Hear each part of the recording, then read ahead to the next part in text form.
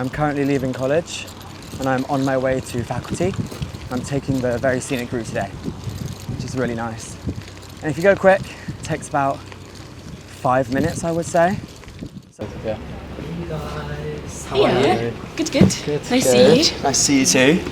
So this is our Modern and Medieval Languages faculty building, right in the centre of Sidge, which is really nice, because it kind of means like all the other humanities students that study in all the other buildings here kind of treat it as the hub, which is really lovely. I think it's nice because you've got your in-college cohort sort of community from supervisions and things, and like parties and formals and social events, but then like you also feel connected to the wider faculty because you're here and you're in seminars with people from all colleges. Lectures is a massive hall with like over 100 people, but then a seminar might have 9 or 10, and that's where you get like loads of one-on-one time. This year I spent more time on site. I have about 6 lectures a week and then language classes on top of that, and most of my supervisions are also on site rather than in college. So I'm going to take you around and show you some of the shelves and how to use the library. So this area of the library is the French section, and there are a ton of books. There are a bunch of reference books for dictionaries. There'll be all the primary texts that you study here at the uni. And behind us here, we have the Latin American section. Within this area of the Spanish section, we have a lot of grammar books.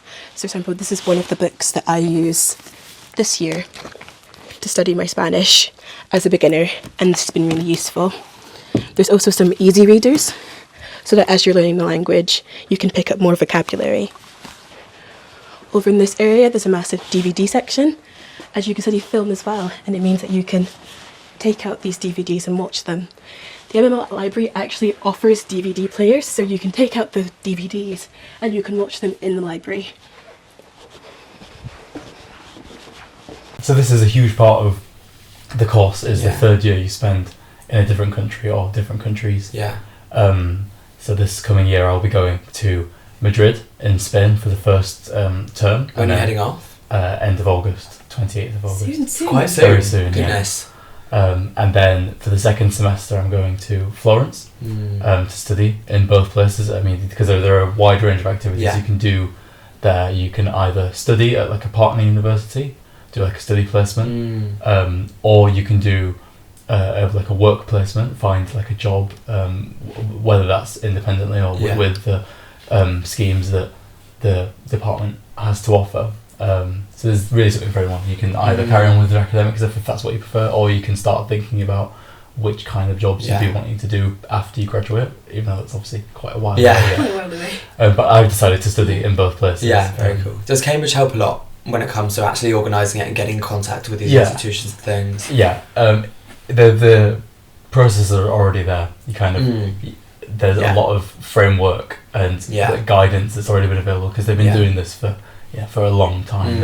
At Trinity, we get extra weekly seminars where we look at secondary reading that's quite useful and that relates to the primary text we're reading, things that we might go on to read in our second year and beyond. And they've been so useful because it means that we get to discuss with each other what we've taken away from our secondary reading, and also incorporate what we've learnt into our essays. Yeah, even if you're doing ab initio, I'm sure you so quickly kind of feel the gratification of doing MML. I found first year has been quite literature focused when it comes to the amount of time I'm spending, and so we'll do like 1 hour a week of, or I'm assuming you do more because of ab initio. We do, yes. 1 hour a week of 1 or 2-on-1 speaking time, which is really nice. And then an hour a week of grammar. I don't know how it works at ab initio. For ab initio, you do get quite a lot more language classes. I have 3 hours a week of grammar classes, 2 classes. So one is 2 hours and another is 1 hour. And it's with about the same 9 or 10 people. And you're all sort of similar abilities when you start out. And it's really good because you're all the same people, you're all in the same boat. And they're super useful. So you get to real grips with how the grammar of the language works. You get lots of help with vocab, and also the entire class is in your language, which is amazing because it means that you are absorbing the language very naturally. You're having to reply in the language and think on the spot, and it's just very natural way to acquire a language. We also have extra classes on top of this, so we have our 1 hour speaking a week, but I've been with the same 2 girls in all my classes all the way through, and it's like this like little family of us that do the language together. And are they from another college? And they're from other colleges. Lovely, so we're all at different colleges, and we've become really good friends from the fact that we've been together, we've been through this whole journey together about twice a week throughout the entire year, improving our Spanish together, talking about our week. And it started off that in our first few classes it would be quite difficult to formulate a sentence. We might have to pause and think, what am I trying to say here? And it got to even the end of the very first term, and we were yapping away, being like, hiya, like, this is how my week's gone, this is what I've been up to. Your language gets so good so quickly, and while you have to put in the work pays off so quickly. You can feel yourself improving.